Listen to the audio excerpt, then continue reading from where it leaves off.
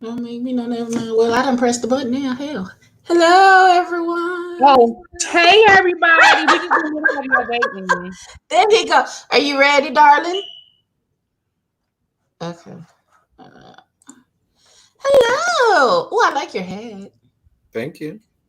Let me see. Oh, that's his Nuggets hat. Why y'all has me looking so big? Cause I wear them big. It's they're fitted. Because, like That's with part of your everything else, we are size queens and we like them big. well, because El Teddy's so little. What What is is that? that you're drinking? Um, Miller Lite. Oh. Oh, maybe I should go get me a burr. I got me a burr in there. Is it gonna be a burr kind of Tuesday? Wait, bro. I gotta be how to answer that for you. I mean, Hi, Officer James. Happy birthday, beloved. What my hair looks lopsided? Something's going on. House of Sir James. Yeah, today is his birthday. Happy today is his birthday. birthday. What you doing? Since you're in the great city of Atlanta, I might come out to wherever you at. So James, check your cash app, baby. Check your cash Oh, app. please. We're not gonna start that now. She said it ain't a spanky hat. That's what we do now. Your House of Sir James. If you're doing something in Atlanta, let me know. I might come out and be festive. Oh Lord. What's up, Face? Come on, be festive. So Hey, face. yes, well, El Teddy, Face and his folks, they're doing an all-day party on Friday for Juneteenth. I'm posting information on my community tab and on my Instagram. I'll be Just so you available know. Friday after 2. He said he might even, take his shirt off again. No, If, I'm not gonna be available till Friday after 4 because I got to do that. I got to get my reports done, so it'll be like 4. oh, okay. mhm. Well, first giving honor to God, who is the head of my life. Oh. Well, everyone in their respective place, saints, friends, everyone in their respective places. Uh, since it's testimony time, Hey, we Jonathan. we are gathered here today to discuss that which is blood and water. Wait a minute, did Jonathan just drop in and be like, Abby fine? What happened? What happened? Jonathan just say Abby is fine. Like whatever, Abby fine. Well, thank you so I much. mean, Jonathan is a new. We likes to I flirt. mean, he ain't lying. I mean, We do likes to flirt. That's how we do. but Jonathan was like, I'm just going to put it out there, like whatever. I'm gonna put it out there. Abby, you fine, girl.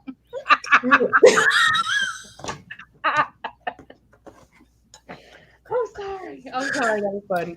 Belize KB Pants gave life and gave life abundant. Katie First of was all, wearing them show pants though. He was he was wearing them show pants, honey. KB with his pants around his ankles. Listen, Them thighs, the way them thighs used to just be bulging in them pants. God, Lord. Ooh. See, I wasn't even looking at them like that. I felt like I would go to I'm jail. still working there. A few places open, but most restaurants will not allow you to eat in a large groups. I'll be hanging out this weekend. Okay, well, just hit El Teddy up in his Instagram. Let him know where Yeah, you. hit me up in my Instagram. Oh, thank you, Mama Six. But no, And, Abby, Abby got the beat and all that going on today, honey. If you got to show me what colors to use, I like their colors. I think I'm a. If I get my ass up tomorrow, I might do my makeup. I gotta get up in the morning. Yes. Rochelle KB is one of the characters from the show Blood and Water. That's who KB is. Them anklets was unnecessary. Who had anklets on? KB. All I remember is his ass in the air. That's all I remember.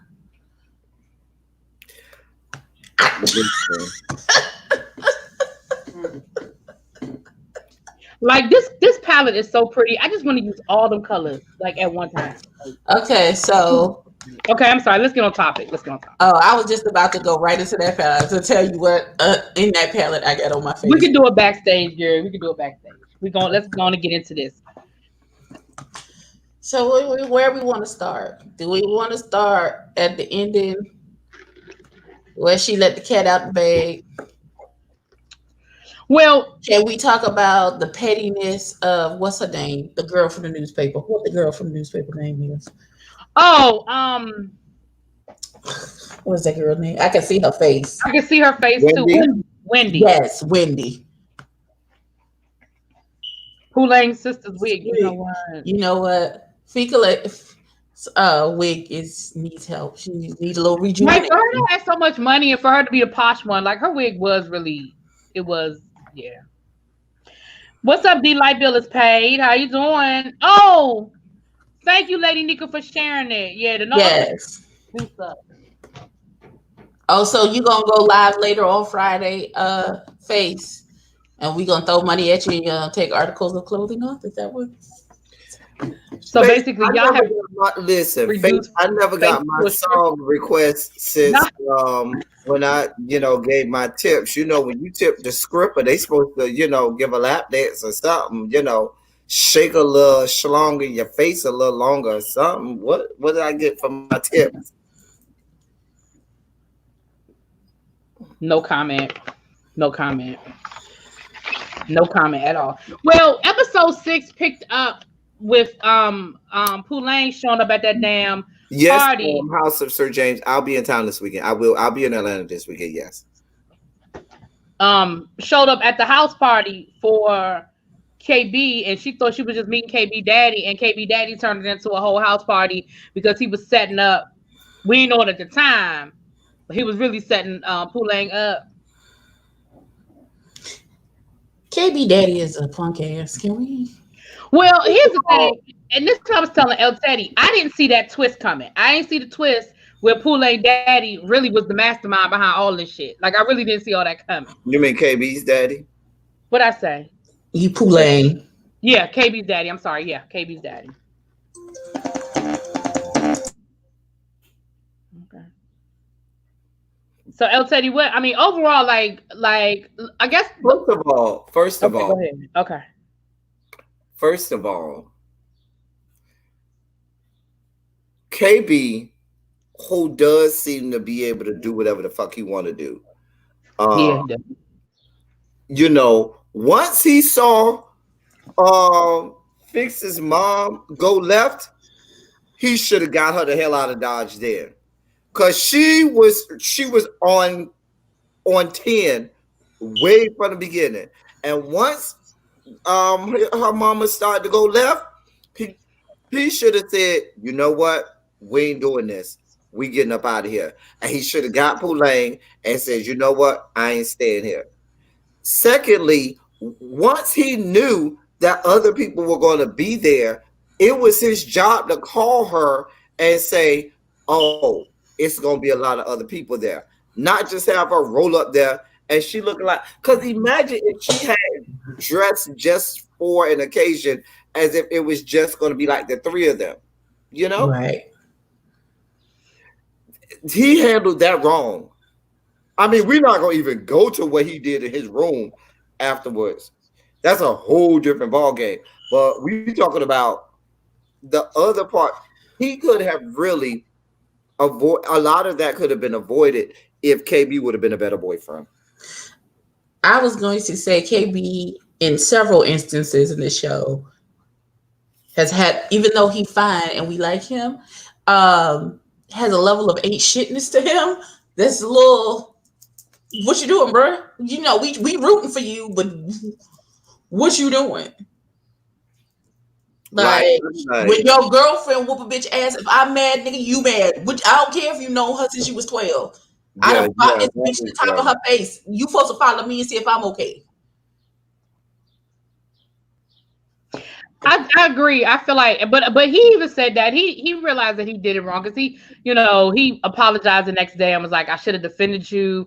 So he realized that he handled it wrong. But the thing about it is, if you just keep fucking up and you get and this repetitive having to keep apologizing, I don't want you to have to be a sorry ass motherfucker, because sorry ass people have to keep saying I'm sorry. And so I don't want you to be sorry. So let me end this now. So you don't have to be sorry no more. But I think You don't have to also, be I think sorry we're no looking more. at it from an adult lens. I mean, they are kids, they are in high school, they are dealing with adult issues that they may or may not know how to handle. Like, I agree, as an adult, yeah. But I mean, these are 17, 18-year-old, 16-year-old kids, so they're still figuring it all out. Like, I think we're putting a lot on them being like, Since we are talking about KB, can I just say that my favorite image of KB is this one because there's something displaying for me there that gives me life and gives life abundantly. Can we talk about that? So we just not gonna even show his face. Just Oh, I'm sorry. yes. His face is not in the picture. That's his picture. That's the Uh, whole picture. Okay. oh, I thought you just cropped his face out. I thought you just No, scrolled that's up a little bit so we can see his his face. Instagram. Because I follow him on Instagram. That's on his Instagram. God, do Jesus and do him well. Just saying. You know who else irks me is his the white friend, the pansexual, Oh, bisexual. Chris. Oh, I But never could stand that bastard. I never could stand. listen, yeah, I Chris is didn't like on him my from the goddamn beginning. nerves. Like I wanted Yeah. somebody to punch Y'all him. already know I don't like white people. I don't like white people anyway. So he was never gonna be, somebody I saw it for. And I feel like the white girl is she has no purpose. Why is she here, Ike? Like she don't serve no purpose whatsoever. Well, if we go back to the party, I really think that the mom, first of all, the mom is way too emotional. Like, I think the way they wrote that character, her emotions is just too erratic. She's just too erratic. For somebody to be who has trying She's to his all over the crime place. She's grasp. all over this. She's always unraveling. She's never, put together. She's always just out of sorts. From the first time we saw her in the principal's office, she has these, emotional extremes at all times. And I just can't, like, I think that to me, that character was the most poorly written, only because it just seems some of her emotions just seem a little too far-fetched because everything is an extreme emotion. Everything is like, wait, all of that, Mm-hmm. I that's just how I feel about there's no nuance in the Right. character. Or somebody who has been carrying the secret for 18 years for Mhm. as soon as one person to say something crazy, then all of a sudden you having a panic attack in the office and you can't breathe. Girl, what if the police come and talk to you? What you gonna spill all the beans? I mean, hold it together. What are you doing? Yeah, she definitely, like, I agree. She definitely showed her card way too easily in the principal's office. The minute they bring up this child that did, like, yeah, it was way too obvious. I was like, it was way too obvious for anybody paying attention. Like, your reaction was way too extreme for the situation. Now, the thing about it is too, I don't know. See, I think that if there is a season 2, I don't know that Oh, there is a season 2. they've already been greenlit. They've already confirmed the season 2 supposed to be Okay. dropping in 2022. So damn, 2022. That's what I said.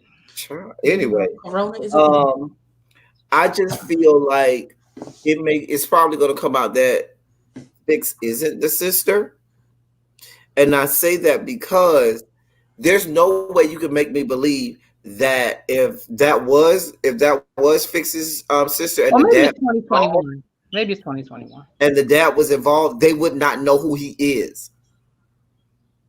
Either the dad would know or the mom would know who the dad is. Because remember, the dad was involved with the whole Point of Grace organization, allegedly, according to the prosecution in his trial. He was involved in, with the Point of Grace people. And I'm sure they probably have met with him and have worked out the situation to say, well, I got a child or, what. That's just what I think. But maybe I'm looking to. well, no. What I think is that they knew that was his child. I don't necessarily think that he may have been involved with the Point of Grace people, but I don't think them snatching his baby was a part of his whole situation. I think something else happened to with another baby, and they knew that his wife were getting ready to have a baby, and he just got in the whole situation. Yeah, I don't think he was that deep in the organization that he would know where the babies went. I think he just sold the baby. If the father's guilty, I think he just sold the baby. I don't think he necessarily knew where the baby went. But the thing about it is, I guarantee you, KB's dad knows who Poulet is, and knows that Poulet's dad is involved. And what I'm saying is, from the nature of the relationship, that it seems like Fix's mom and dad have with KB's dad, I would venture to guess that he would have told them about, even before knowing even before the timeline of this story, they would have known where the baby came from, being, Poulet. Or even in the situation where, remember she had that phone call, I think it was episode 4 or whatever, when the person said she was on the phone with somebody. Mm-hmm. And she was talking to somebody, and I forgot what she said, but it was like she was getting more information.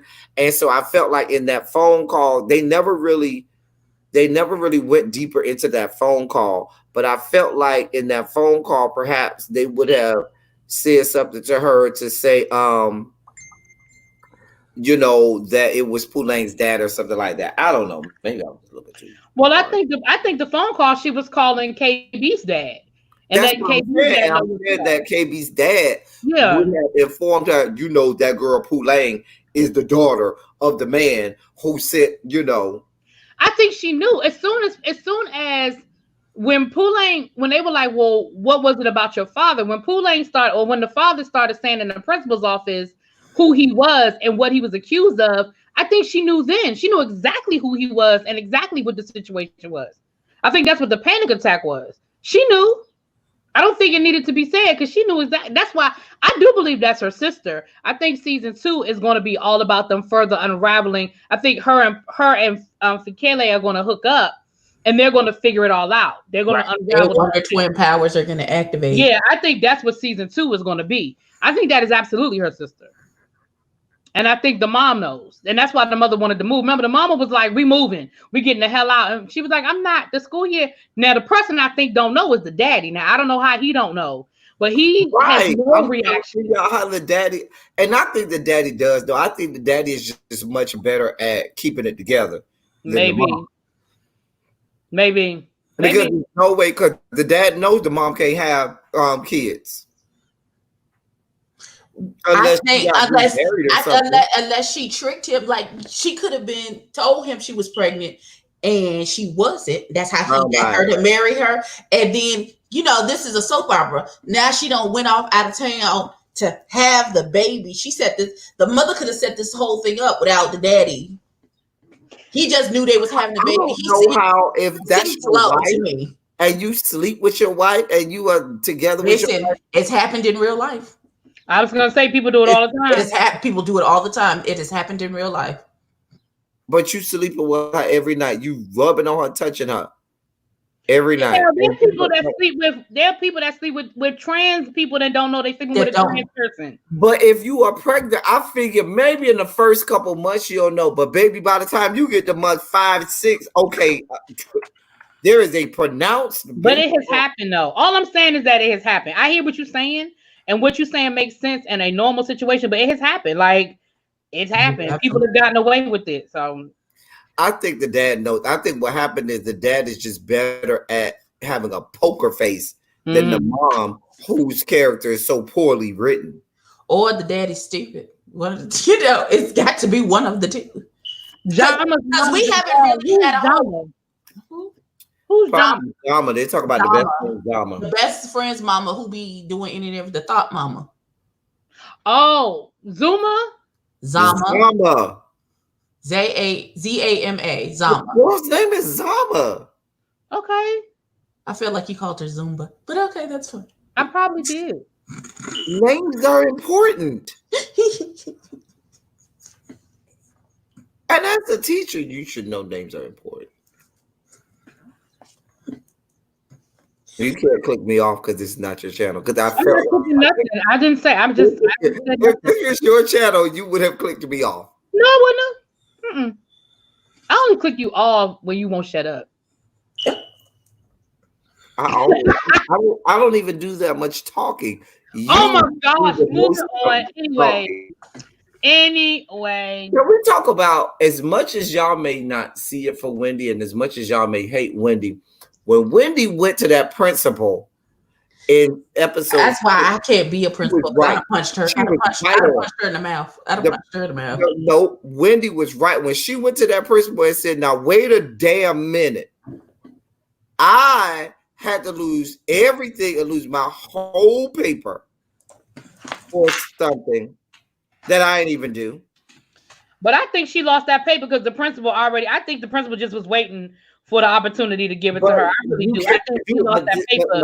But Wendy was right. Wendy called her out on her shit. Wendy said, now wait a damn minute. But it wasn't Wendy's place to call her out. Wendy's a child. Stay in a child's place. Nope. Wendy was right. Nope. The principal was mad. And adults do that all the time. That's the first thing adults will say. When a child is right, stay in a child's place. You don't got no right to tell me that. No, bitch, you're wrong. And you just mad that child called you out on your shit. The principal has been wrong in the entirety of this series. There's been nothing that the principal, well, I'm not going to say anything, but almost everything the principal has done the entirety of this series has been wrong, has been handled wrong. Everything. First of all, when she threatened me with her parents, I'd have chopped that hole in her throat so fast. And then I'd have got fired from my job as principal. Because which the fuck you not finna do? That's not what you not as a child. No, ma'am. That's not. I don't give a damn. That's what I'm saying. That's what I'm saying. Like, Wendy did not. Wendy threatened her in previous episode. I'm talking about in episode 6. Okay. Episode 6. But what she said, now, wait a minute. But what she said was still in her. I don't care. Maybe it's just me. Maybe I'm old school. Whatever. What she did was inappropriate. You as a child, you don't get to check me. I'm sorry, you don't. Now, if your mama want to come in here and talk about how I handled it, then we can have an adult conversation. But you don't get to come in my office and check me. Now, if you want to come in my office and say, listen, since we found out that I didn't have nothing to do with this and it wasn't my fault, can I have my newspaper back? Then we can have that conversation. But you don't get to come in here and check me. Yes, the principal was absolutely handled the situation wrong, but don't no child, and as a teacher, I'll tell you would not let no child check you. You would not. You just wouldn't. You were embarrassed probably in front of the whole class. That have come up to me. I have had students that have come up to me and checked me. And but again, it's the way she did it was disrespectful. You don't get to come in here. No, ma'am, you don't get to be disrespectful. But when they come to me, they don't come to me like Wendy. That's my point. That's my whole point. Like Wendy, my whole point. And I'll talk to you, and they'll talk to me, and we'll sit down and have a conversation. Now, once a child and I have a one-on-one conversation, sometimes I will say to them, "Listen, well, you need to," and I will allow them. I say, "Okay, I'll let you have your say," because there, depending on the age of. Depending on, because Wendy is a senior like the rest of them. Wendy could very well be 18 years old and be just as grown as she I don't care if she's still I don't care if she's a child. You are still a child. I don't care. That's just like you. There's still a protocol. There is still a protocol. It's still a protocol. I'm sorry. And again, like I said from the beginning, it was her tone. It was the way she came in there. Like, no, you don't talk to me like that. Sorry, you don't talk to me like that. In episode 6, when she went to the principal's office in episode 6, it wasn't like she went in the previous episode. That's why I'm only focusing. Now, she was wrong. Yes, she did. Yes, she did. Yes, she did. In episode 6, she came and she said, now listen, you came at me and I had to lose everything. She didn't lose nothing. And the principal got mad. The principal got mad because she said, well, you can't tell me how to punish another student. And my thing is, when you have to use that language that you can't tell me how to punish a student, you have already said to me, this is not equitable. You have already said to me, That's the problem. It's not equitable. I'm see again. No. I'm not saying equitable between Wendy and the principal. I'm saying the punishments should be equitable. There should be certain standards upon it. It shouldn't be, well, this student gets treated one way and this other student gets treated another way because of who they are. That's what I'm saying in terms of equity. What I'm saying is I agreed with that part of the conversation. If Wendy wanted to go talk to the principal about her situation, absolutely. What I'm saying is Wendy did not have the right to talk to the principal about for Kaylee's situation. That wasn't her situation. It wasn't her business. It wasn't her place. Now, if she wants to say, listen, I lost my newspaper and you now know that it wasn't me. You now know I didn't do anything. So can we talk about me getting my privileges back? That's a different conversation. That ain't what she did. She went in there checking the principal. No, she went in there to check that principal. And you brought up something earlier, which is the very reason why she went and brought up the other situation, because you already said that the principal already didn't see it for her. The principal might have already had it out. And so she did. I don't think she did. But what I'm saying is she still don't have a right to check the principal. I'm sorry. She don't have a right to check the principal. But for Keelay's situation to say, listen, I know you may not see it for me and you may not like it for me, but black and white and what's right is right and what's wrong is wrong. Just like she have nothing happen to her, nothing should happen to me. Even if you don't see it for me, what's right is, and so that's why she had to bring in the example of Fakila to say, now wait a minute. Maybe you need to go back and look at how her tone was, because the way she was talking to that woman, like she was a child. No, I'm sorry. Nope. She was talking to that woman like she was like she was talking to them like they was two on equal footing adults. That's how she was talking to her. Maybe if how she presented it had been different, then she would have backed the principal into the corner and she would have been like, you know what, you're correct. I'm going to reinstate you at the paper because we now know that it was not you who did this, even though Wendy still is the one who fucked up the article to begin with. Exactly. And the principal know that too. And see, let's not forget that the principal know that Wendy did that article. She knows Wendy fucked that article up to begin with. So let's not forget that Wendy wasn't just Wendy was fucking up. And the principal knew it. All I'm saying is, I don't want to get too hung up on that. All I'm saying is, I'm one of those people, like I said, call me old school, call me old fashioned, call me whatever you want. But I'm one of those people, you don't, as a child, and I've even said that to my students, you have every right to talk to me if you feel like a grade was wrong, if you feel like I approached you in a manner that wasn't right. You have every right to come to talk to me. What you don't have a right to do is come at me like I'm one of your peers. You're going to be respectful, and we're going to we can have the conversation. I'm not above the fact of being wrong. I've been wrong. I will be wrong in the future, but you don't have a right to come up in here like we're peers. And I feel like that's how Wendy went at that principal. Like she felt like her and the principal was peers. And we not. I don't give a fuck if I'm wrong. I don't care if I'm fucking up the church's money. You don't get to come in here like we are equals, because we not. And I don't give a damn if you're 18. You are still a student, and I'm still the principal. That's just like your boss. You could be older than your boss, but your boss is still your boss, and you don't get to approach your boss crazy. I don't give a fuck what. I've been older than my boss before. Let me say this. Let me say that, and really, you know this just like I do. And it's with, I would even say it's with everything that's going on in the world right now. You cannot, there's no way in 2020 that in a large circle of dealing with education and dealing with students that you can say that in that manner. You can say that you can say, say it the way that you just said, just by saying, oh, well, you need to understand that you're a child and stay in the child's place, because in 2020, that's not a conversation that I have that conversation all the time. I'm just telling you how the tides. But I'm just telling you how I am. I mean, again, that's how I am. That's how I talk to my students. Now, here's my thing. I think it is a lost art of learning how to humble yourself to get what you want. Sometimes. Oh, no, absolutely. But I don't think that we're ever going to go back.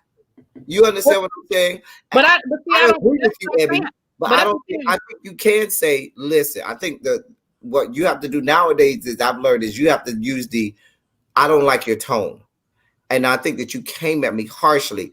But once you entertain the situation where you're a child and you need to stay in the child's place, I've worked in, very progressive district. There is language in the contract now in my old district that says if you introduce that type of, they have a whole list of phrases that if you introduce that in a conversation, you are automatically at fault. Okay, well, I don't work there. Where I work, that's what I said. No, that's fine. I mean, I'm just saying that's fine. But I'm just saying I let students know, and I let the parents know. I mean, and if that's a problem, it's going to be a problem. But I agree with you. You know me. I am that teacher. I'm the hard teacher. But what I'm saying is the way the pendulum is shifting in 2020. These are, it's getting to where you gotta really that's kind of how it is. No, it's not. That's what I'm saying. It's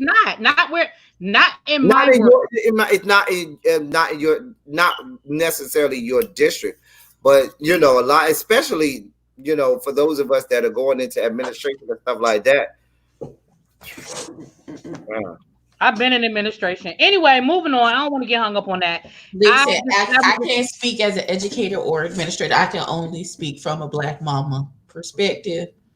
Look, girl, I don't know who the fuck you think you're talking to, but you need to rearrange your tone when you're speaking to me. Now, you can talk to anybody else any kind of way you want to, if that's how you feeling. But with me, you gonna I'm glad you say that, because a mother always said, now you can go talk to the other people in any kind of way, and they will back their child when they talk to those other people any kind of way. And in this case, the principal is those other people, because when the mama come in there to talk to that principal, because the mama came in there and gave the same threat. That's how you know that's how that comes from her. Let go and let exactly. God. And I agree that, but that's what I'm saying. Wendy feels like she can. Again, the parent coming in here threatening me, that's a whole nother can of paint than that child. No. Now, if your mama want to come in here and threaten me, that's a whole nother situation. But what you won't do, you won't do it. No, ma'am. The difference is remember, you work in public school, in private school, where they paying thousands of dollars. You in private school. Listen. I understand all of that. All I'm saying is, and that's why I say, if the mama want to come in here threatening me, that's a whole nother can of paint. Because yes, you're right. The mama paying tuition, and it's a very affluent, upscale school. And I understand that Wendy feels enabled. I'm saying feels enabled and entitled. Right. But yes, entitled actually is the better word. I understand that's why she did it and why she felt like she could. I'm coming from the point of view of, I felt like she was wrong for walking up in that principal's office like the principal owed her something. That's all I'm saying. Right. Now, again, I also feel like you know what kind of teacher I am, and you know I'm on your side. I don't know now, because you sound like you don't know. I don't know. Listen. Oh, please don't put the people teeth on the floor, Jesus. Kids do not come at me like that, because I established very early on, this is not the type of ball game. No, God. But I also understand that I've always worked in a public school system. My brand of instruction would not work in a private school like that. It would not, because in private schools, yes, it would. All of the private schools. That would depend on the administration if they're willing to back you, regardless of what it is. But because it could work. The private schools that I know, like in my area, like it may be different in different areas, but I know. I went to private school my whole life, so I'm just saying. What happens is the teachers will tell you right away, your child has told me such and such, and I've had to do that because their child is, maybe their parent is on the board, maybe their parent done gave X amount of money, and when that parent goes to the board, they're going to get whatever they want, and I will be fired, and that child will still be there. Right. Well, and this all goes back to Wendy's parenting, because as a parent, if you are not teaching your child to be respectful, we understand that you have a voice and that need to be heard and everything, but there's a way to talk to an adult. When you are a child, there's a way to talk to But an see, adult. Reese's And, Pieces, this is not a Catholic school. This is a private school, an affluent private school where these people have money. Catholic school is a private school. What are you talking about? I'm not saying a Catholic school is not a private school. The school in question. I understand that, but I'm just saying I understand why that was I didn't understand why you had to make a difference. Reese's Pieces said because of Reese. I was looking at I was reading Reese's Pieces comment in the chat. Right, but I mean, anyway, it is what it is because I don't want to get hung up on all of that. I mean, I understand what we just disagree. I just think that I just feel like Wendy was out of pocket. And I feel like Wendy is out of pocket because her parents allow her to be out of pocket. I can agree with that. Definitely. Yeah, I think her parents allow. I agree with that. There is a thin line between emboldening your child to speak for themselves and thinking that, well, I can say whatever I want to you because who gonna check you? About it is, and I say this to every educator on the face of the planet. Children do what you allow them to do. Absolutely. Because there are things that I can tell you point blank. Teachers come to me all the time. How you get them to do such and such in your class or in your room? Because they don't have options. How you get them not to cuss in your class? Because they know not to play with me. They don't have options. How you get to conform because I don't give them options. And so even with that principal has already had it where those students feel like, I'm going to be able to tell you whatever I want. Or maybe their parents told them they could tell that principal whatever I want. Or maybe the principal has always acquiesced to the parents or to another student. But it is, that's not the only, Wendy's not the only child that come at that principal with smoke and pressure in order for her to, feel that way. And so that's part of it too. I think the principal opened that door. Right. I mean, at the end of the day, she's just a piss poor ass principal. That too. That as well. She is horrible. Yeah, she's the piss poor ass principal. So all of the rest of it is like, So okay, all right. Well, so Emma had a question and we got caught up on the principal and I don't forgot that. I had a good question. I don't forget shit. I should have wrote it down. Damn. Now I think the little white girl who's Wendy's friend is gonna try and sabotage whatever is gonna keep Wade in Pulang's face. I know that. She's starting to plot because she's like, oh no, that's my man. She plot. You talking about Wendy's friend? Well, yes. I think Wade really is done with Pulang. Like I think he really. Oh yeah, I know that he is, but the little girl doesn't know that. She knows that he still get the puppy dog eyes when she come around. Nah, because a couple of times because remember that time when they were coming out of class, Ray tried to call him, and he walked right on off. Girl, he was like, I'm going with Tahira. He walked right on off like he ain't hear her calling his name. Girl, you heard that boy calling you. You heard him calling your name. I mean, listen. He was like, I like that Wade has a backbone, and he was like, listen, I don't want him running behind Pulang. I love the fact that he was like, listen here, I'm gonna help you with this, but once this is over with, we done. Yeah, like, I like you, and I have feelings, and I know my worth, and this ain't it, boo. So I definitely loved that scene. I definitely loved the scene where he was like, yeah, I'm not doing this with you. I did. One of the biggest things that frustrated me about Pulang, and I don't know if it was the dialogue or how the actress decided to play the character. It really frustrated me when people would ask her a direct question and she would just hem and haw. Like when he said, well, was I imagining what happened the night we met? And she was like, no. And he was like, well, then what the fuck? Like, that was a direct question. Respect him enough to give him a direct answer and say, listen, I liked both of y'all, but you know what? I'm kind of feeling KB more. And it was just like, it just was, I don't know. It was first. Maybe she was scared to tell him because he wouldn't stop. He would stop helping her with her investigation. But she did that a lot. Like it was a lot. Like even with that whole situation when she was confronted about the newspaper, like there were opportunities where she could have straight up said, listen, Like even when Fix was like, you said you were gonna fix it, and instead of her saying Wendy double crossed me, because everybody would have believed that, because everybody know Wendy ain't shit and she don't like Fix.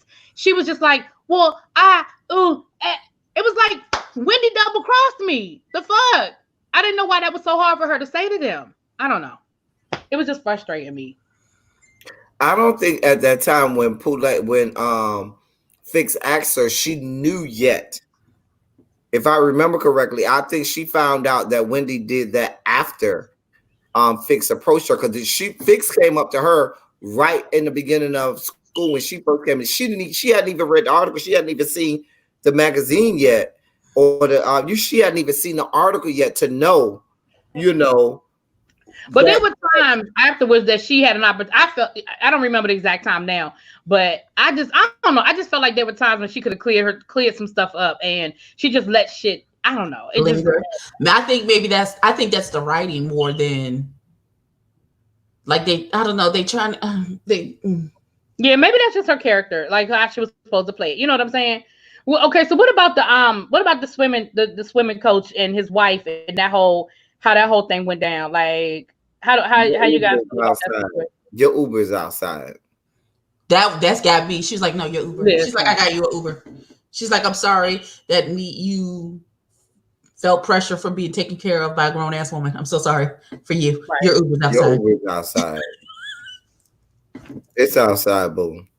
Right. That's what you tell her. That's what you tell him. Be glad I ordered you an Uber, because I could have went low budget and gave you a Lyft. Maybe I ordered your Uber. Well, I like Lyft better than Uber, but I mean, I like Lyft better than Uber because I'm almost a platinum Uber member. Wait, we're not gonna do Uber slander over here. I'm almost a platinum Uber. Listen, Lyft is cheaper than Uber. It is. So I usually, if I am going to do ride share, I'm doing Lyft. But you know what? I do Lyft because the Uber app stopped working on my phone. I deleted it. I reinstalled it. It stopped working. So I was like, well, fuck it. You don't want my money. And I just it just wouldn't work. Folks, us commoners, we use Lyft. You folks. Listen, I was using Uber until Uber stopped letting me use it. But anyway, moving on. First of all, I'm very happy that she has a backbone and said what she meant and meant what she said. First of all, we knew she was about it when she jumped out that car and came into school looking for old girl. Like, no, you finna catch these hands today. I don't care that I'm pregnant. You finna catch these hands over today. Bitch, where you at? Right. Like, I don't care that you in high school. Let's go. You was grown enough to sleep with my husband. First of all, you was grown enough to get this ass whooping. First of all, why did he let her come?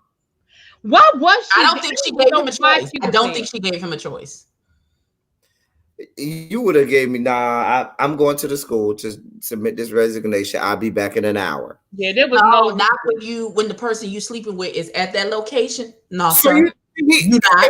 All of that, she thought he was finna go there and bang her out in the school. Well, they've been banging it out in his classroom this whole time. I don't know. I don't trust anything. You could tell me the sky is blue, and I'm standing outside looking at it, and I will check just behind you. Clearly, you're a liar, and I can't trust you. Watch this. He was already. This is how a man is gonna think. I'm already in trouble now. Give a fuck if you get even more mad. I'm already in trouble. Fuck that shit. I'm going there to go. You can be as mad as you want. You already mad. No, not at that. Because I believe he felt like he could reconcile with his wife, so he's trying to appease her in any way, shape, form, or fashion. So when she said, "No, my nigga, we going to the school, not you going to the school," what could he say? But okay, and she got in the car to ride. No, I think what happened was, I think that's her car, and not his car, which is why she called it Uber. That is why there was a need for Uber. He said it's her car. Because he was like, "Oh, you can't take my car to go sign this? No, God, I'm coming. If you take my car, then I'm coming, bitch." That's why it was like that. I just put that together. Hey, Markel. Yes, it's very much worth it. It's very much worth it. Yeah, it was definitely. She definitely had no reason being there. But you're right. She was about it because she sure did get the hell about that car and was walking through the school like, "Where are you, bitch?" bitch. Come out now. Like she really was about that. Yes. She listen. But she sure did. She was like, here go your duffel bag and your lift is on its way. You listen, you might want to go ahead before they cancel it, then you be walking. Because I'm not gonna order you another one. So you might want to go on out there and get your lift. You might want to go on and do it. I'm just saying. Because this is the last courtesy I'm extending to you, sir. Listen. But Lee said the same thing. Tell us I think it was her car. Listen. Like he told. So I wonder if now they're gone. Now is they completely out of the picture? I guess that he not gonna be back for season 2. Cool. I think he'll be back for season 2 because that storyline that's not done because the parents, I believe, are gonna definitely see something. Like they ain't done with him. The parents got enough trouble with stolen babies and shit. They ain't got time to be. That's true. He might be gone. That is the that's true. He might be gone. That is the very least of your work. But I'm gonna tell you. But then you know what's gonna happen? I'm gonna tell you. And she's the age of consent, and so it's not like they broke a law.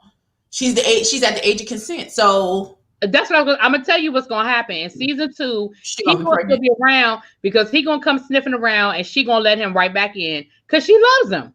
And now he ain't got shit. The wife didn't put him out. He ain't got no money. He don't have no job. I think he'll be around. Oh yeah, because they're gonna find their way back to each other. Oh, they finding my way back to you. No, she gonna listen. She wants the dick.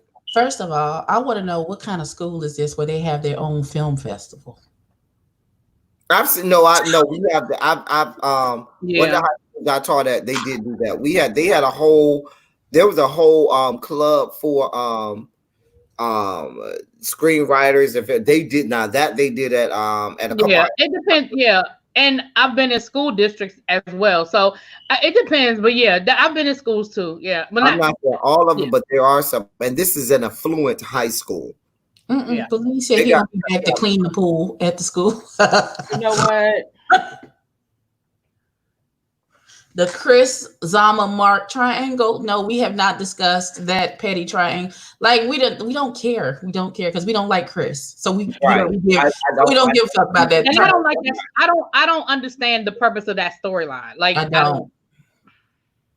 Like Chris, even with them talking about Chris was.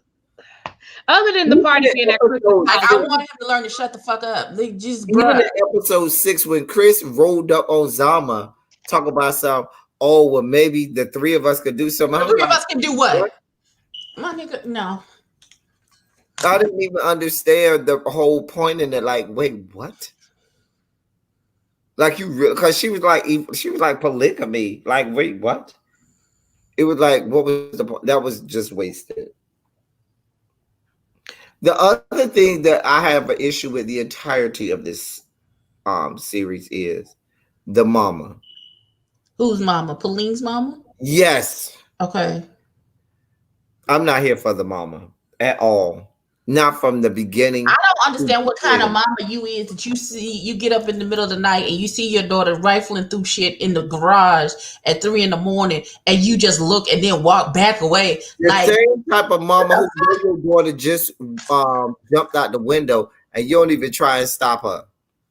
First of all, I would have bopped that broad right. And first of all, as a parent, I don't know why this keeps coming up. As a parent who has lost a child, you tend to become very overprotective of the children that are left after the incident of you losing that child. So the fact that, because like my son, even up until he went off to college, was not allowed to cross the street. And I didn't know where he was or where he was going. Right. None of my kids are, no, that's not how any of this works. That's cute, but no. But she climbing out of windows. She it's a lot going on when you don't have no control over your child. And then, like none of these parents. Why are you tiptoeing around your kid in your own house? That's what I don't get. All the parents, I'd have flipped that light on so fucking fast. Like, bitch, what is you doing? But I feel like all them kids do whatever the fuck they want. Like all of them do. When Pulaine came home the night that they got robbed, and her mother was like, "Do I smell alcohol?" And she was like, "I've been hanging with friends." That's not what the hell. Like that's not an answer. I wish I would have came home smelling like some damn alcohol. That is not how any of that works. Let me have come home and the elder said, "Do you smell like liquor, bitch? What the fuck is?" And then I would have had to explain the next day why one of my eyes was like this. Listen.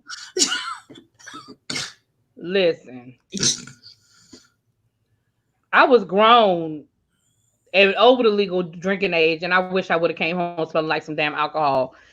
Nigga, what? Yeah, not me. Yeah, when I got grown, yeah, I wish my mama would. I wish somebody would. You'll be in jail. I told anybody looking at me point blank when I got grown, hey baby, I dealt with all of your abuse, because that's what a lot of it was, abuse. As a child, and didn't say a mumbling, did not utter a mumbling word. But at the point that you raise your hand at me and strike me as an adult, you're going to jail. I love you, and you'll be in jail. And I told that to everybody.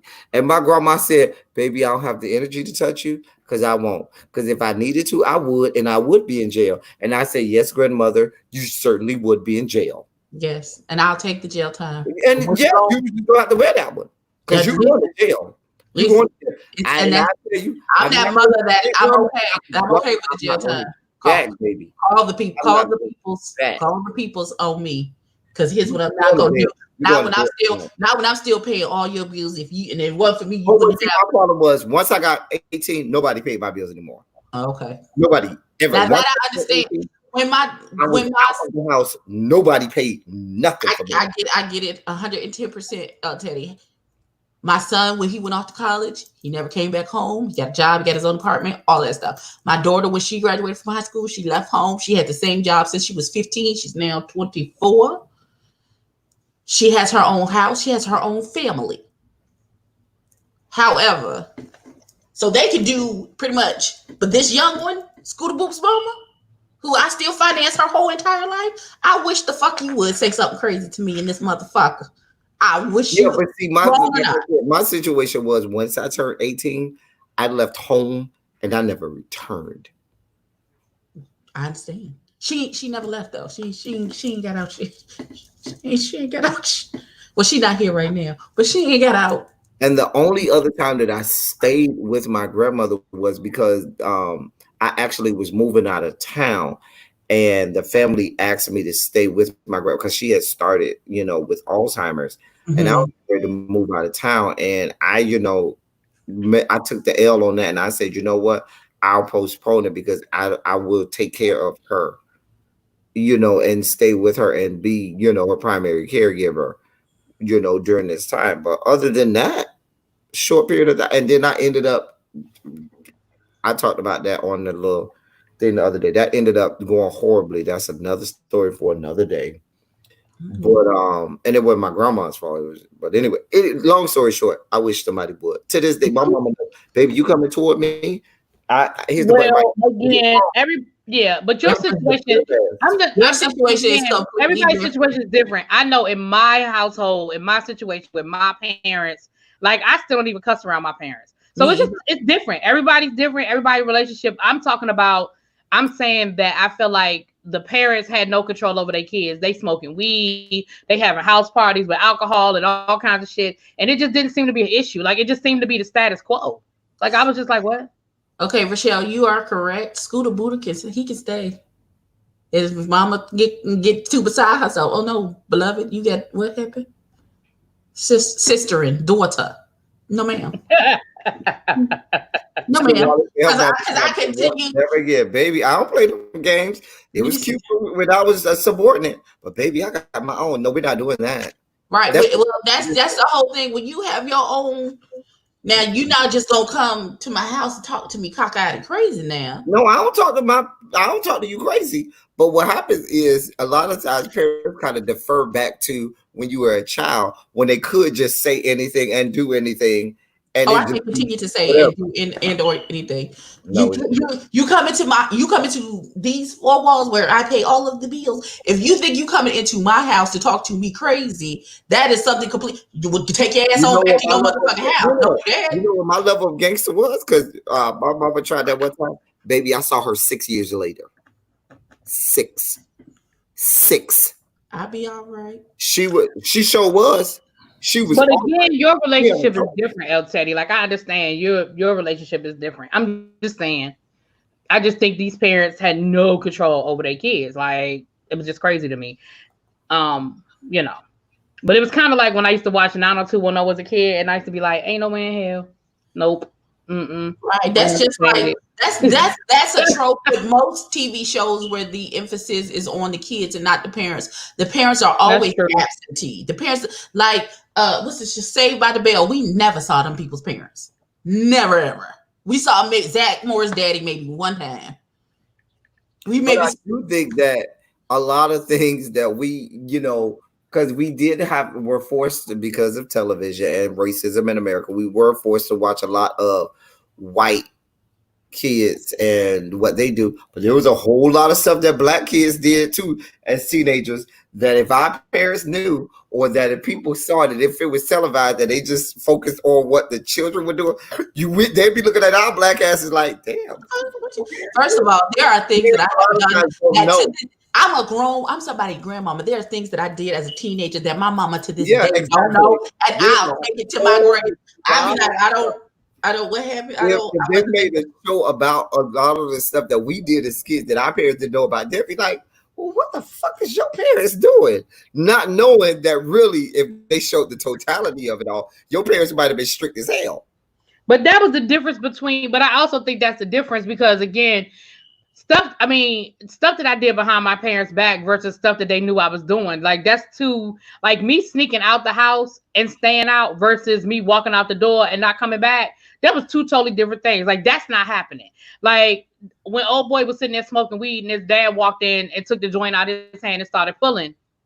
What? No. Right. No, ma'am. Not today, not tomorrow, not the next day. You made it had the right day, but the wrong bitch. Oh no, right? No, not in that. No, right. No. But yeah, were we sneaking out the house and doing stuff behind our parents' back? Absolutely. Absolutely. And covered our asses because my mama used to work late, so I would leave a note for her, and I had a pager. If you need me, page me. I will be at such and such. No, I wouldn't. That's not where I was, but I will be at my friend Tracy's house, and my friend Tracy would be like, "I'm gonna be at Ebony's house." Like we were so stupid because I lived at one end of the street and she lived at the other. Like our parents could literally like walk down the street and meet each other and be like, "Are they at your house?" No, I thought they were at your house. We didn't think that far ahead. Right. We just was covering each other. Right. She was at her boyfriend's house and I was at my boyfriend's house. I remember prom night. My friend, she spent the night with her boyfriend on prom night, and her mother thought that she stayed at my house. And so when her mother called the morning after prom, called her on my back then, it was my phone, the phone I had in my room. I had three-way. I called them on the three-way. Phone line in your room. I did. Yeah, Oh no, she made it like she had her own phone number. I did. Yes. I did. Oh no, we weren't doing that. No. And my own voicemail. Yeah, I have my own answer machine and everything. Yeah, I still remember the number 5291883. I don't remember what the fuck my number was. Now see, watch this.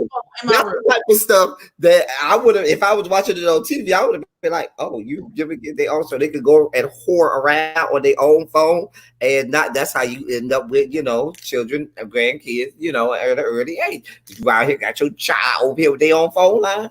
I see you." Everybody I knew had their own phone line. I'm sure not in my to do with nothing. There's no connection between that and somebody being promiscuous. That's nothing. Yeah, because you can keep it from your parents. They don't have to ever know.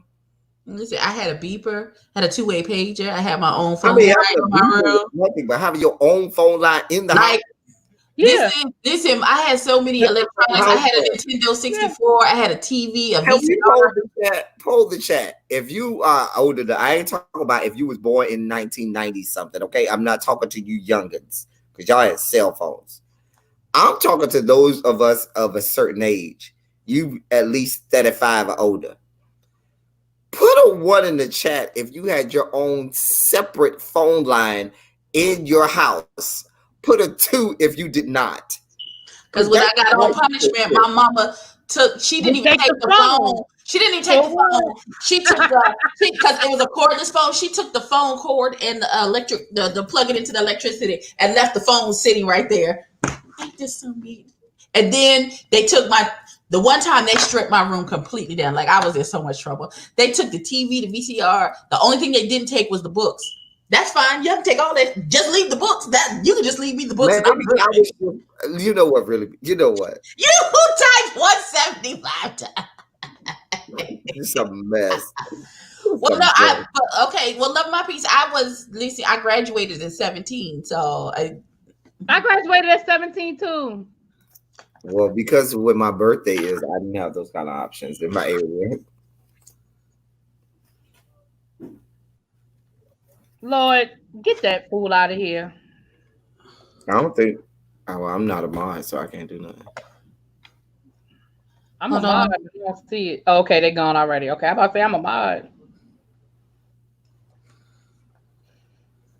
Lisa. Yeah, but again. Oh, I'm being nosy. My neighbor's out back. But going back to the topic at hand, with the lasting storylines that we have to look forward to on the show, I for some reason think that it just worked out too perfectly.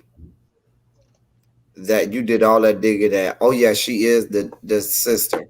That was too easy, in my estimation. That was just too easy for you to just if they got those kinds of issues with regard to children getting abducted, which we do know that they have in a lot of the countries in Africa. That was just way too. I don't know. I didn't think it worked out. I don't know. I understand what you're saying, but I feel like that was the story. The story was about her finding her sister. I think that was the story. I don't know. I don't know. I think that was the story. I might have been. I think it would have been better for me if it was a situation where she left well,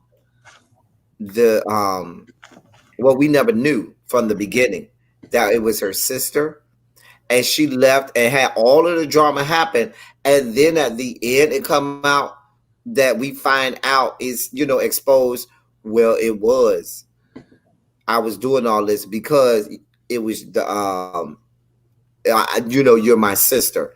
To me, that would have made me go, oh, I would have had more of a oh shit moment. But I feel like, and I know we knew from the beginning that it was supposed to be her sister, but I feel like if I was a writer for this show, and I ended the season like this, I would definitely have you all feel that way, and I would take y'all through season 2, believing that it was, and have something else come out and have it turn all the way flipped upside down. Like, yeah, you thought that was the sister, but really it's ... Just something way, because when they did at the end, if you look at the closing scene, they did this whole when Fix told her that was her sister, and they flipped the screen upside down to make it like you would turn on your head. In my mind, I was like, but this is what. But I think that was from Fix's perspective, because it's out the blue for her, not us. Well, I know it's out of the blue for her, but when you turn the screen upside down, that is supposed to be for me as a viewer. Right, but I think that's for us as a viewer to see Fix's point of view, that her world just got flipped upside down because now this girl is telling her, what if Wendy is the sister? Ooh. Ooh. Well, remember, and her parents is corrupt in a mug. That's what I was gonna say. Xavier said that earlier, that there's something out there about the parents being. So I think we're gonna come back to that as well. I think. Yeah, I do think it's going to be a wrinkle in this. I can see that. I can definitely see it not. I can definitely see it being more to the story. But I do think season 2 is going to focus more on uncovering the corruption and how all the dots are connected. Right. So I think season 2 rich in there because the mama ain't shit and said, yeah, the daddy did that, but that's because the baby never was the dad's. It was from another man. And the reason that the dad so willingly was willing to give the baby up for adoption is because the mom had a child from another man, and that's why he was like, you can go ahead and take that child. That would be a real monkey wrench to throw in there. Just a whole a super monkey wrench would be that it wasn't actually, she never gave birth to a girl, it was a boy. And KB turns out to be her brother. Jesus now Christ. You know what? Come on, incest. A town called Deliverance. And Shawana, the fact that it's based on a true story makes me think that I think that season 1 was supposed to be about her finding her sister, and season 2 is the corruption and us figuring out how it all happened. Because we still don't know whether her dad is guilty, how deep he is into it. Like, we still don't know that. Like, the dad trial just started. So I really feel like season 2 is less about them being sisters and more about figuring out how it all came down, like how it all happened. You know what I'm saying? First, Xavier, we don't. Where's KB's mom? Where's KB's mama? We know what KB's daddy is. Where the mom? They say the mom was in London. He told but he won't speak about it. He won't speak on it. She may be dead. We don't know. I think the mother. I'm gonna tell you what I think it is with the mother. I think the mother is in London. Oh. Now that I know his daddy ain't shit, I think the mother is in London. But I think that KB has been told his whole life that your mother left you, she don't want you. And I think the daddy is keeping the mother away. I think it might be a situation where the daddy keeping the mom away. What if KB is also an abducted child, and that's why he never met his mom, because he was abducted and his dad is really not his dad. That could be it too. That's why I'm saying maybe it wasn't a daughter. Maybe she had twins, a boy and a girl. Well, I don't think that. But I'm saying, I think that we may end up finding out that KB as well is one of the stolen. That's why he never met his mom.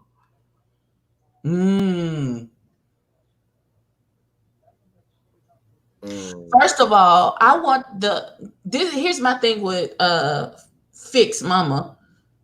You've had this child for 18 years and you ain't came up with a better story about where she was born, and y'all didn't like fake no baby pictures or nothing.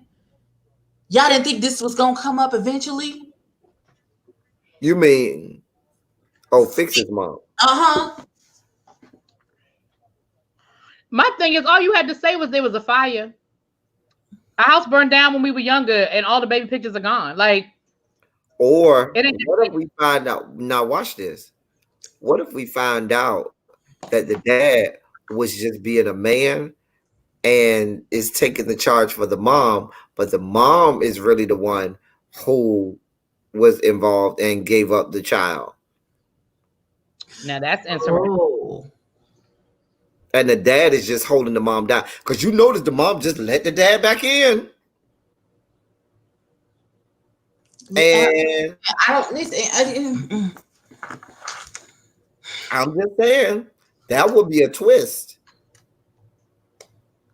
because the mom's sitting there like, go ahead, you got it, and you back in the house, right? Because I don't want to judge her off of my grieving process, because the child she doesn't know that the child is dead. And I don't know if that may be worse than. Guess what? We don't know why they split. It could have been that the dad left. We don't know why they split. It could have been that the dad left. It might not be that the mom kicked the dad out. He could have said, nope, I'm out of here. I think they split because they knew what was coming. I think they split because they knew about the court case coming, and I that's why I think they split. But she magically let him back in before the court case. I don't know. Fix mom wig is bad as Fix's wigs, because Fix's wigs ain't no better than our mama wigs. And I don't know nothing about wigs. That's common. The mama don't know nothing about wigs, therefore the daughter don't know nothing about. Listen, I don't know nothing about wigs, but I can look at them too. Wigs say, that's not right. Doll baby, those wigs. They just ain't laying. They ain't laying the right way. I don't see enough wigs in my life to know, honey. They ain't weighing. Like, I feel like we have way more questions than we do answers, and I know that's how you wanted to leave off, but we could have had some resolve one storyline, just one, just tie one thing in a bow before, you know what I'm saying? You just everything's unraveled. And we already can now. What we already can see and predict is, Fix getting mad at Poulain and telling her about the kiss. Oh, I already know that's gonna happen. Yeah, it's gonna happen. Oh yeah, because she keeps having her back pocket. He tried to tell her right before they had sex. Or at least I thought he was trying to tell her right before they had sex.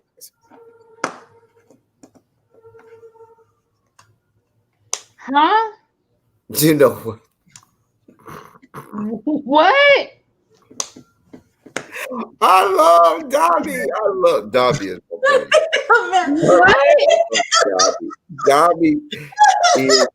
Dobby is day one house of debauchery. Okay, house of debauchery.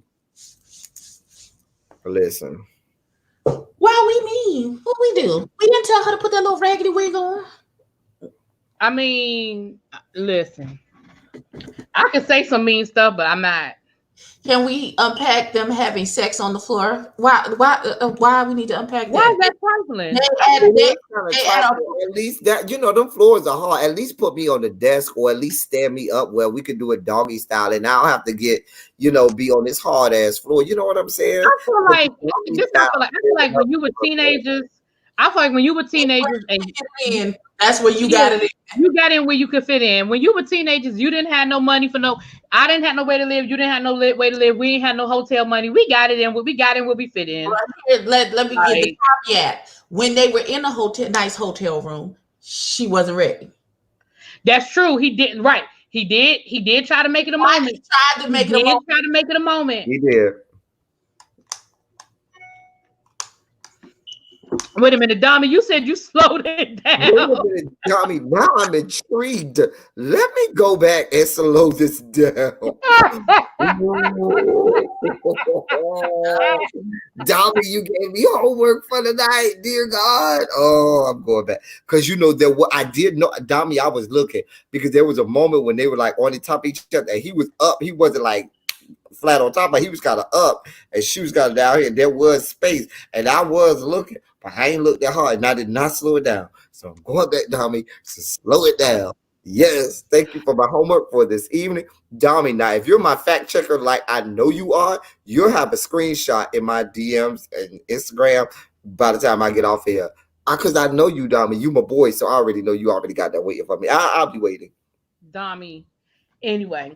But Dami, you know what's funny? It's funny, like, because we really like these are they're supposed to be teenagers, and none of it, like El Teddy, I'm gonna need you to treat him like a teenager. That young man is grown. Well, that's just like the girl that plays Fix has had a whole baby. You saw her in that bikini, and you saw that line on her belly button going from her belly button down. That you don't get that unless you have a baby. You know what I'm talking about, Abby? When they were in that bikini and she had that line on her belly, I'm like, oh, that's her stomach. So I missed the line. Oh, when they were laying on the chair. I mean, she was right there in the bikini. I didn't know. Yeah, I wasn't in there. Well, anyway, when they were on the beach, when they was down on the beach, and she was laying on that chair. I noticed it because I was like, oh, she done had a whole baby. Dummy, I'll be waiting for these this video and this image on my phone. Okay, that's All no. women over 21. That's just like people were picking that. People were in my comments on Queen Sugar when I was talking about Nicholas Ash being attractive because they were like, but he's so young. And I was like, he's like 22, 23. I know he's playing a teenager, but he's like 22, 23. And I said the actor is, you know, and they were like, he's a teen. I was like, no, he's like 22, 23. He can get it. And now Xavier, you must have had a great first time because I know a whole lot of people who had first times in some very interesting places and situations. So, and you said bruises. Who has bruises? Your back and your knees? Dang, what kind of Your back you having? What kind of sex bruises on your back and your knees? Baby, they rolling around on that floor. Okay, they getting it in. I can see rug burn. I can see rug burn, but you getting it in bruises. Good Lord. You know what's so funny? Here we go down. You know. Oh Lord. Oh boy. So me and my cousin were having this conversation today, and they were like, "You don't wore out you don't gave the best part of your knees up to the band and somebody and a whole lot of people's sons." And I was like, "Well, not really people's sons because I don't feel my knees a whole lot actually when I'm doing that. I don't." Yeah, that's not one of my favorite positions with which to do that. It's not a lot of me being on my knees. Like a lot of times we're in the car or at the movies or somewhere where both of us are sitting and you kind of have to, you know, go over, but not a lot on my knees. I don't know. Is that, Abby, not a lot on your knees, right? You agree with me? Not a lot of times you do that, you're on your knees. I wouldn't say that. Oh dear God. I would really do you concur with the whole knees thing? You have built-in knee pads on your knees? I don't know what you're talking about. I don't. I have hinges in my knees, so I bet.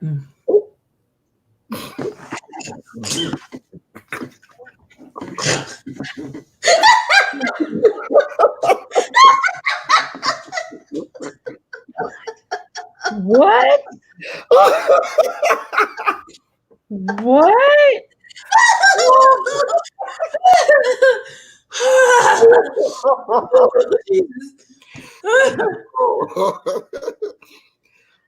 Okay. Yeah. So. Oh dear God. Oh dear God. Oh man. The theater seat, what? The theater seats work wonders, especially the ones that go all the way back, and you purposely go to a show that you know ain't but 4 people in there with you, baby, it goes down. That's when you go to one of the movies, you know ain't nobody there, baby. And you look at a bitch that dare try and get on the same row as you, you get them that I like, bitch, I know you ain't fucking getting on the road. Get your ass on this fucking road with us. Now I've never done that. So you've never done anything in a movie theater? Ever? Wait, what? You ain't never been a teenager and go out with your boyfriend? I happen when I was an adult. I've been a teenager. Check. I've gone out with my boyfriend. Check. And y'all never, you ain't even give him a hand job or anything? I have never had sex in a movie theater. Oh, that's unfortunate. You never even touch him? I've never had sex. There is no sex in the Boom Boom. I thought the song said no sex in the champagne room. That was a good song. I've never done that either, Xavier. I don't believe you. For some reason, if Faith what would I lie? And Daddy and at the movie theater. I've never had sex in the car either. I've never had sex in the car. Really? What? Yes. At the park? Never even a hand job. Never even a oral. See, that's why you wear the t-shirts up to your throat, right there. Listen, we like to fix that. That's why I said I don't believe none of them. Why would I lie? Why would I have to lie? Why would I make that up? Wait a minute. She went to an HBCU. Rochelle did Right across from Rochelle hasn't done it either. Some car sex, okay? Oh, you done had some movie sex or some car sex. Somebody got something. I've never had sex in a movie theater or in a car. I don't believe you. Okay. You don't have to believe me. I don't believe you. I'm just sad. I'm just right.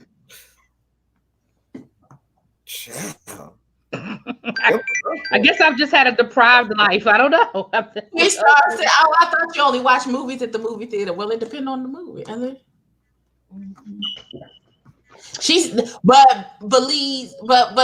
Loving My Peace, she said she hasn't done anything at the movie theater but watch the movie. Not what I said. I didn't say that. I said I've never had sex in the movie theater. I never said that. I said I've never had sex in the movie theater. Teddy specifically said you haven't done anything at the movie theater, and he was like, and my answer was I've never had sex. That was my answer. Well, I even asked, have you had a hand job? Well, I've never had sex. That does not answer the question, though. Right, I ain't a hand job. That's not sex. Right, like so exactly. That's my answer. But you tried to make it like you ain't never. No, I didn't. I never tried to make it like anything. I never. No, you. No, you took it there. I never said. I just said I never. I'm you call foul. Flagrant foul. Flag on the play. You took it there. I just said sex. Y'all took it all the way to you never did it. I never said any of that. I just said I asked specifically. You never. Right. You specific, and my answer was I've never had sex. That was my answer. So basically, she was turning the movie theater into abortion clinics, y'all. Just what? There go. Kids all over the place. That's what we call it. We used to call it when I was in high school. Be like, we about to turn this movie theater into abortion clinic. When you got a hand job at the movie theater, we used to be like, yeah, we about to turn this movie theater into abortion clinic. I'm done. Thanks for listening. I never did. Okay, I ain't never do that either. But I'm not going to sit here and go through a checklist either. But no, I never did that either. You never did a hand job? I don't like doing that. What have a man felt on your titty? And I'm not doing a checklist. She said what she said. I said what I said. Girls like their titties felt on. You stick your hand under that shirt, up around her esophagus. You stick your hand underneath that shirt. You start to rub that nipple. Even I did that back in my day when I did kind of deal with the women folks. Dear God. So so we gonna swing. Have y'all seen because this tone of conversation? Have y'all seen that 365 day movie on Netflix? Which is basically soft porn. I don't know what you're talking about. Okay, this is your homework for this weekend. There's a movie on Netflix called 365 Days. Hey, Lady Key, how you doing? Please watch it. Let me tell y'all something. Hold on. Lady Key is another Belize, y'all. I've seen her in other chats. She's shady as hell. She be dropping some funny shit. She just like, I'm telling you, we got another Belize in the house, honey. Lady Key be cracking me up. Oh no. You said, "Oh no." We got two Belises. Xavier, I need to watch you to watch the whole freaking movie. Don't just skip to the sex scene part. Are there people? Are there any melanated people in this movie? No, it's not a gangster. All people descended from the Caucasus Mountains. Just watch the fucking movie. I just need you to watch the movie. Watch the movie. And then you can watch the Five Bloods because they nothing but niggas in that one. And it's gonna make you happy. It's gonna cleanse your palate. Are they having sex? No, but it's a lot of good eye candy. It's like a Wire reunion. The Five Bloods. People from The Wire are in that movie. You said it's called Five Bloods. The Five. You know they're talking about doing a Wire reboot. You need to just text me these things because I'm gonna forget. Okay. They're talking about doing, and I don't think they're doing like another Wire, but they're talking about doing like another Baltimore-based crime show with a lot of the same people from The Wire. So it's like a Wire reunion type thing. I think they're coming up on their 20-year anniversary of the show in 2 years. I think that would be cool because I think everybody's still alive. far as I know, yeah. I don't know, but Detective Freeman is in this in the Five Bloods, and so is Councilman Davis. She. He just looked like he is just such a he looked like such a cricket. Oh, he's a cricket. Oh god! Also, Delroy Lindo is in this. Is in that movie, so it's really good. It's really good. It's about these black GIs who fought in the Vietnam War. It was directed by Spike Lee, and they had stolen some gold, and on their way to trying to get out with the gold, their helicopter was gunned down, and one of the five of them went down with the helicopter and the gold, and they come back to get his body and get the gold. Don't forget, ladies and gentlemen, that a week from today is the start of Greenleaf. Yeah, that starts next week. A week from today, I believe. Season 5. Yeah. Is this the final season? Yeah. Yes. Okay, I may review it because it's the final season. I will still be asking, where is Kevin? Oh my god. Well, you might be asking because I saw the trailer and I didn't see Kevin in none of the trailer. That don't mean he don't show up later on. Are we watching Perry Mason on HBO? Perry Mason is on HBO. They have apparently there's a new Perry Mason where it's a young guy that's playing, because you know the guy who played Perry. What's the guy who played Perry Mason? I can't think of his name. He been dead. He's dead. He's been dead. They need to reboot Matlock. I told y'all my idea for them rebooting Matlock is that it's like Matlock's grandchild and like granddaughter, and she takes over the practice because you know Andy Griffin dead. So my boy, they should have to stop filming. So I don't know when. Greenleaf was done, but Queen Sugar had to stop filming. So I don't know if or when. I don't know when they're coming back. I haven't even heard anything. But I know they were filming. They were only on episode 2 when they had to shut down filming. My boy never fails me. Come through, Dami. Oh Lord! Just like Pose, they were filming and they had to shut down. Yeah, they had to shut down, and now they're talking about not having any more of the ballroom scenes because of the whole social distancing. Then they might as well just wait there, because what's Pose without the ballroom scenes? Then they might as well just not do a season. Then I would rather them wait and not do and push it back than to not. I don't want a season with no ballroom scenes. Like that would be wow. What about me? What about Really B? What about you? What happened? Belize says so do Really B at Rochelle. Oh, watching yeah, child, I love me some Matlock. Honey. Matlock on right now. Y'all just can't see it. It's on my screen right now. Come on at 6 o'clock and 7 o'clock. I hate Matlock. I hate it. I love Matlock. Matlock and them fucking hot dogs. Sir, can you sir? Sir. Killing me with some damn hot dogs, honey. Matlock was cheap. He was so rich and cheap as hell. Okay, so while we're all here, because we all watch Can't Get Away. And we all received maybe a communication from a person who's on Can't Get Away about this particular episode. I haven't gotten any communication. Okay. What communication did we get? Because I didn't get it. No, about how this person would be particularly edited in this episode to be an angry black woman. Did you see? I didn't get that communication. Did you see it? Because I saw the episode, but I didn't get that. I saw the episode, but I didn't get angry black woman from that episode. I didn't get angry black woman either. I haven't watched yours. I haven't watched your review yet, El Teddy. So I don't know. You had to tell me, what did you get from this episode? What I got was, I don't think it was fair for either side. I think the editing was piss poor. I don't think it was fair to Neely or Monica how they edited this both of the arguments. And I said I can't, it's hard for me to say either way, because I know how the editing room can go, and from the way it's edited, it's not fair to Monica and it's not fair to Neely, the way it was edited out, because you could tell there was much more to that. Even when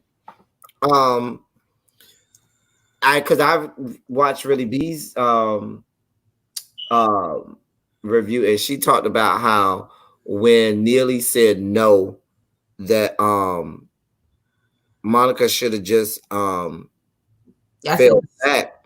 But I kind of felt, and I understood that, but I kind of felt like it was something else to that. That it just seemed like there was something else to that, and the reason that I said that was because I said in my interview, you could tell from the very first interaction when they were still in that little tent or whatever outside, and they were talking when Adam was talking about trying to, and she said, well, maybe we need to talk about this earlier.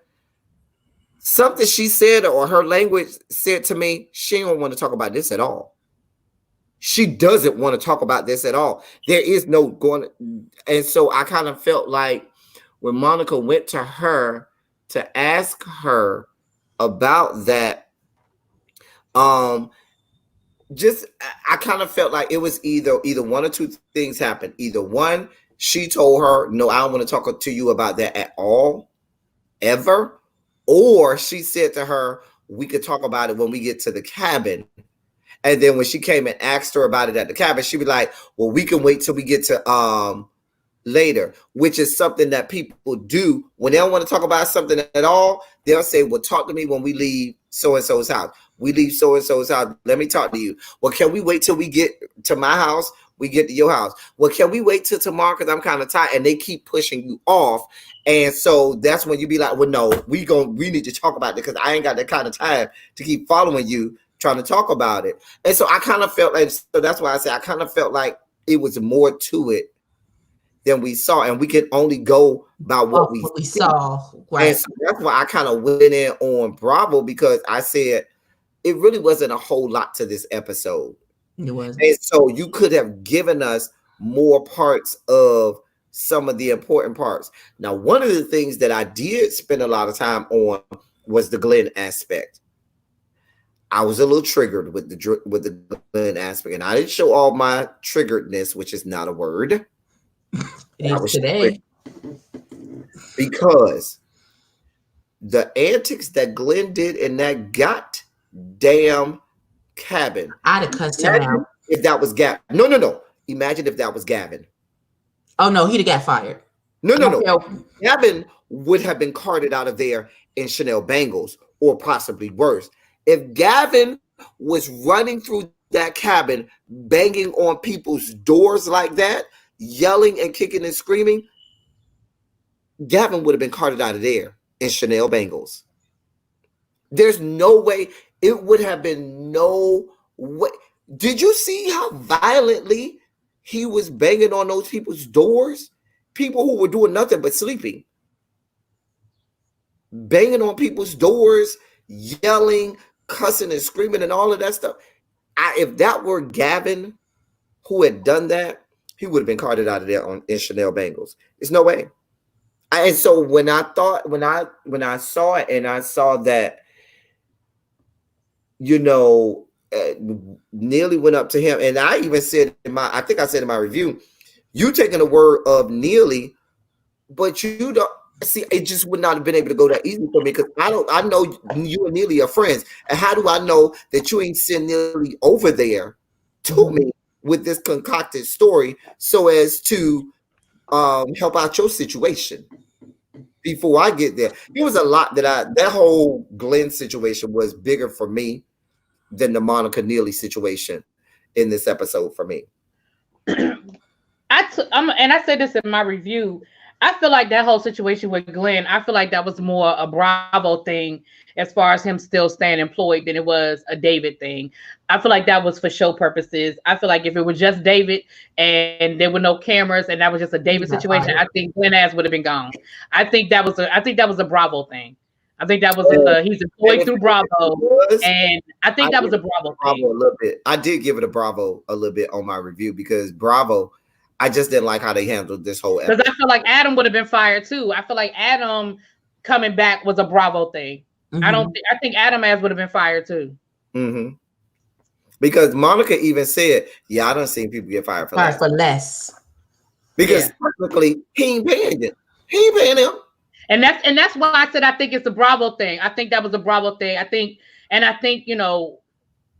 I mean, had David pressed the gas, probably, but they were at the end of the season. That was their last weekend of filming. I just think that it was all right, let me just go on and let this nigga finish out the season. Excuse me. You know what I'm saying? Now, the Monica Neely thing, I hear what you're saying, but I don't know. I don't see where the editing was. In my opinion, Monica, leave her the fuck alone. See, it's people, because I've dealt with people like that. I like you, Monica, but everything don't have to be a conversation. We don't get along. I don't like you. You don't like me. Our personalities don't match. We don't need to talk about it. Like, everything doesn't have, we don't. And when you asked me to talk, I said no. And yes, I said it politely, but I was like, no, we need to go take care of this. And I feel like Monica was disrespectful and she was dismissive of how Neely felt. Neely said, I don't want to talk about it right now. And Monica just kept going. And granted, it may have been edited a certain way, but you can't put words in somebody's mouth. Like, yes, it may have been edited, but that conversation happened and Monica was very insistent. And I just feel like she said no. Like, she said no. And I've been rocking with Monica on a lot of stuff this season, but on that one, she said no. Then, like she said, Monica, we just don't get along and it's okay. Like, all we got to maintain is a respectful friendship. I mean, a relationship. We ain't got to be friends. We don't have to talk on the weekends. We don't have to keep in touch. We don't have to be friends on social media. As long as I'm respectful to you and you're respectful to me, that's it. It doesn't have to be more. And I felt like Monica was like, well, no, it's been bothering me. Okay, that's you. It ain't been bothering me. You know what I'm saying? Like, I just, that bothered me. That moment bothered me. My only issue with the whole thing is that when Monica went to Niles to talk and he said no, you respected his no and walked away. Why didn't you give the same respect? That was my thing. I felt, and that's why I said I felt like it was something else to this that we didn't see, because Niall has been worse to Monica than ever has been. And with Niall, with that situation, it wasn't a pressing, and I felt like with this one it was. And Neely she ain't friends with Neely like that, where there's this pressure to try to befriend Neely or whatever. And so that's why I couldn't escape the fact that I felt like something else we're not seeing is involved here that makes her want to, maybe Neely says something. I don't know. There's something else to it that we just are not privy to. And I just don't know what. Now, I could be wrong. Really, you may be perfectly right in it. But just in how she dealt with Niall, who did way worse. I agree. My thing is, I agree that Niall has been way worse to her. But I'm gonna be honest. I think the difference is I like Monica, and I hate to say it this way, but I think she felt like she could bully Neely, and she can't bully Niall. Because she tried that shit with Niall, and Niall was like, no, and walked away. Like, he didn't even give her the opportunity to have that back and forth. She was like, Niles, can we talk? And he was like, nope, and walked off. And that was that. You see what I'm saying? Whereas with Neely, she did that back and forth with her. See, I wouldn't have done it. I would have been like, I said no, and I would have got the fuck up, and I would have walked off just like he did. But Neely goes back and forth with Monica, and I feel like Monica felt like she could sort of bully her into the conversation, which is what she did.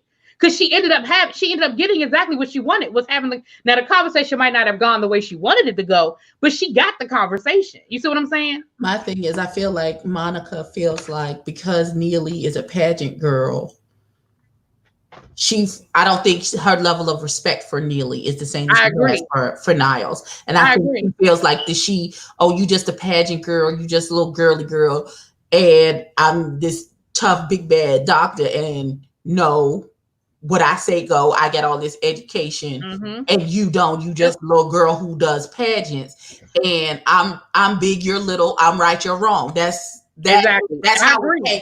That may not actually be how she feels, but that's how it came off in their conversation. It's that, and I'm down for Monica like 4 flat tires, but I'm also the truth teller friend. I'm going to tell you the truth, regardless of if it hurts you or if it hurts me. I'm going to tell the truth. And that's how it came off. It really came off like, because this is not the first instance of them having an interaction, and it comes off like Monica doesn't respect anything that Neely is about. For me, it's been the whole season, because I said that in the episode when Neely and Monica. sorry. Oh, when Neely and Monica were first talking about the whole pageant thing, and Monica gonna tell Neely that she don't mean what she say. She gonna tell her that I don't believe you. What? Like I don't have no reason to lie. I just said it. Like and she kept reiterating, but it's a competition though. Yeah, but I just told you, but that's not like I know. Right. And even when the other pageant girls came in and they said the same thing that Neely said, Monica was still like, no. My thing is, you might be that type of person, but you can't tell other people that they that type of person. Maybe for you, that's how you roll. But it's kind of like, and like I said in my reviews, it's kind of like when you make it to the Olympics. Yes, you want to win a gold medal, but everything that you went through to get to the Olympics, like you'll hear a lot of people say, I want to go to the Olympics. Now, once they're at the Olympics, of course, a goal is to win the gold medal, but being at the Olympics is an accomplishment in itself. Like everything that you have to go through to get, and I feel like that's what she was trying to say about the whole pageant thing was, once I'm here, I made it to the pageant, to Miss America or Miss USA, whatever, I enjoyed the experience. And even though I didn't make it past the preliminaries, getting there was a journey. Getting there is to get to the pageant is the cake. To get to the Olympics is the cake. Anything that happens after you get the cake is the icing on top. Exactly. So, and you will hear Olympic athletes, and I'm not talking about the top billers. I'm not talking about the people who were already stars before they got there. But the average Olympic participant will say living in the village, getting to know the other competitors, going to the other events and seeing other people. Like for them, it's so much of that's important. You know what I'm saying? So, I mean, I don't know. I feel like, because even when Monica made a comment about the pageant girls, and she even again was like, well, at least Miss America has a talent competition. And I'm like, wow, like you really showing me that you have no respect for these women. Like you just don't. But anyway, that's my 2 cents. Oh, did you see that, L Teddy? I know you about to cuss. What happened? So maybe I should wait till we get off of here. I don't want you to cuss all over. When I say this, you're gonna go off. You're gonna cuss. All right. So that has been our lovely panel. I'll tell you backstage. Blood and water, and with a little camp getaway thrown in. A little camp getaway thrown in at the end. Thrown in at the end. We will figure out and I guess our next panel will be on the first season of the Wire discussion. We'll figure out when and where that's going to take place. But we would like to thank you all for coming to visit this part of thank you so much. Just where the hoes be at, we love all of y'all. Happy birthday to Sir James. I don't think he's still in here, but yes, sir, happy birthday to you. We love y'all. Follow all of the people, do all of the things, like, comment, and subscribe. Tell a friend to tell a friend, and we will catch y'all in the next one. Peace. You're not